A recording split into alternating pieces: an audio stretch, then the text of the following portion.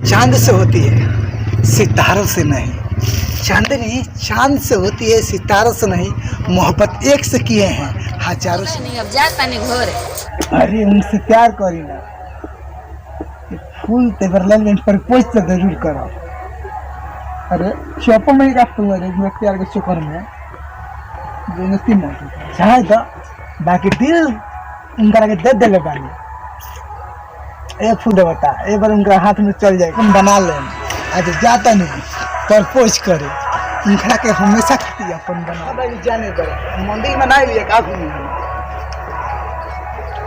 कल हो जान जय भोले देवता हमारा माल से भेंट करा देखो तन कब किया बताओ।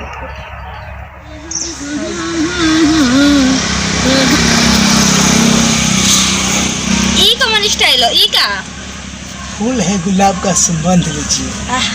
आशिक हूँ आपका समझ लीजिए। अरे साला कुत्ता तो राशि तेरे मुंह में पड़े कुत्ता कहीं का। हट। हम प्यार करी ना ये मन्नत मांगे आवेली भगवान से। हम प्यार करी ना ये मन्नत मांगे आवेली भगवान से। हमार प्यार सफल हो जाए नो इस चांद मांग भी हम तुर के लाजम आसमान। ना इस साला कुत्ता कमीना लफुआ लड़की को देख के लाइन मार के सैरिये बोलल करेला। आज जेकर कितना प्यार के भूत सवार बना सारा कर उतार देता है। अरे लफुआ भाई बता क्या बोल रहा है? हम तो उससे प्यार करम तो करबू बेवफा। हम तो उससे प्यार करम तो करबू बेवफा।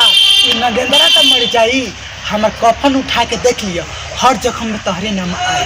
मर साला कुत्ता मर रे करे साला तू का सोचत है रे कि सारी इस तक बोल रे और लड़की दीवाना तो है करी ना तू गुस्सा काहे करी। हम तो उससे प्यार करी ना तो गुस्सा काहे करे। अरे प्यार के समझ जा अब बाकी मारे अरे साला तुझे प्यार के भूत सबले बा करे। हम तो उससे प्यार करी ना तू गुस्सा करे लुका है। हम तो उससे प्यार करी ना तू गुस्सा करे लुका है। अरे हम प्रपोज करी ना तू मारे लुका है। हम करे साला चांदनी चांद से होगा तो सितारों का क्या होगा? प्यार इससे होगा तो हजारों का होगा रे कुछ। चांदनी चांद से होगी सितारों के नहीं। चांदनी चांद से होगी सितारों के नहीं। मोहब्बत आपसे होगा हजारों से नहीं। सुन ना तोरे कुत्ता के ना ये लड़की ने भावना देवे बनी है समझ गेले। साला लफुआ कहिन के अपन ऐना शकल देखले है कैसा ना बा। तोरे घर में बेटी बहन नहीं बा करे। प्यार के मतलब तो कमाल में होला शादी के बाद प्यार होला शादी के पहले ना होला। हमसे मुस्कुरात रे आज काहे हम क्या तना मारतिया बुझा त साला फिर लभली नहीं की लगले।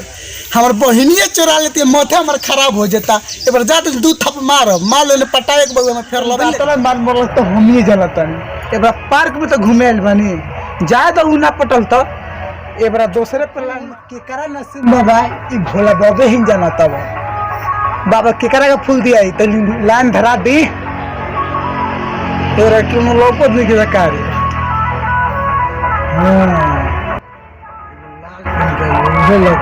ए बड़ा को एक शिकार भी हम चले दो को तरस जाओगे अनजाने सहारे में भटक जाओगे।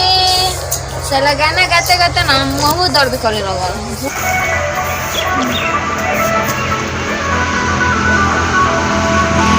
अरे साला लफुआ थी ना कहले रे। अरे होय चाहिए परसों के बतिया भुला ना है क्या? हां तो से प्यार करी। अरे फ्लो ठगल क्या है तो से प्यार करने तो हमरे के नहीं खोइबे। अरे करे साले करे लफुआ चितरी रे देख ले मार ले आई का रे मार ले तो मम्मी हमरा के पसंद के लिए गई। अच्छा हमर मम्मी तोरा से पसंद कइले है मतलब तुमने माई के तबाद हवे हां और तोरे बाप के ना हमर माई में हो गया का साला कुत्ता तेरे बाबू के ससुर ले हो ना अरे ससुर के ना साला कुत्ता हमर ससुर में हां हमर ससुर में तो पति मरद भोजपुरिया भोजपुरिया मरा पहले अपने माई से जो पूछे ना अपने बहनिया से आधार कार्ड बनवैली है बस वो लाइक नहीं छे बाटे जो हमर आधार कार्ड बनवे। साला लफुआ गुरुजी ये केवल दिन देखा देता है सुबह से लेकर शाम तक लाइन में दूसरा के समझ के कोई नहीं है। बाकी क्या करी ये भेटा जाती है रोज 2 कट्ठा ले जाती है हमार बुझाते नहीं के बाबू को तो किलो 2 कट्ठा तोर चल जाता रे। ओ फेरा में काल फेरा में पड़ो काल तो पक्का में पटाके रहो बरतियो जाए वाला रहिए सुन रे दूसरा के समझ के कोई नहीं है बाकी क्या करी है भेटा जाती है रोज 2 कट्ठा ले जाती है हमार बुझाते नहीं के बाबू को तो किलो 2 कट्ठा तोर चल जाता रे ओ फेरा में काल फेरा में पड़ो काल तो पक्का में पटाके रहो बरतियो जाए वाला रहिए सुन रे जाए दो ऊपर लेकिन ओकरा बहिनी का पतरकी के लाइन मार में बेरा कल जात लेकर द्वार पे उ जही भगवान जी खूब बेरा हमार तनी नाश्ता पानी हो गइल बा अगले दिन देखी नु एकरा से नत भेंट हो एकरा बहिन से हो जाए भेंट चाहे एकरा चाची के लड़की ले भेंट जाए उ कबूल बा बाकी एकरा